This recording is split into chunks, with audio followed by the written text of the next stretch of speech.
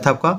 आज का टॉपिक है महत्वपूर्ण समुदायार्थक मुहावरे यानी इम्पोर्टेंट कलेक्टिव फ्रेज। ठीक है, मनुष्य सामाजिक प्राणी है और समूह में रहता है और इसके व्यवहार में आने वाली बहुत सी वस्तुएं भी एक में न होकर अनेक में होती हैं। वैसी हालात में उनका बोध कराने के लिए ऐसे शब्दों की आवश्यकता होती है जिसके उच्चारण मात्र से सुनने वाला यह समझ जाता है कि यह कोई समूह है, एक नहीं अनेक में है और एक ही जाति समूह का है। अतः यहाँ जानकारी के लिए कुछ आवश्यक वैसे मुहावरे दिए जा रहे हैं जिनसे समूह का बोध होता है।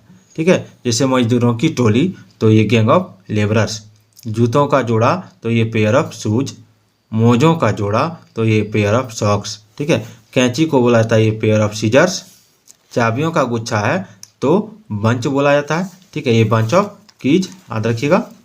और फूलों का गुलदस्ता तो फूलों का गुलदस्ता है तो ये ये बंकेट ऑफ फ्लावर्स होगा।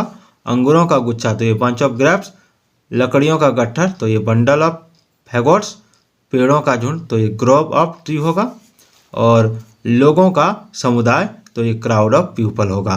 ठीक है, थोड़ा सा और बताएंगे आपको, थोड़ा इसको बड़ा कर लेते हैं।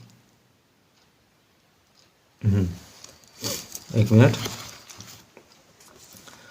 उसके बाद क्या है,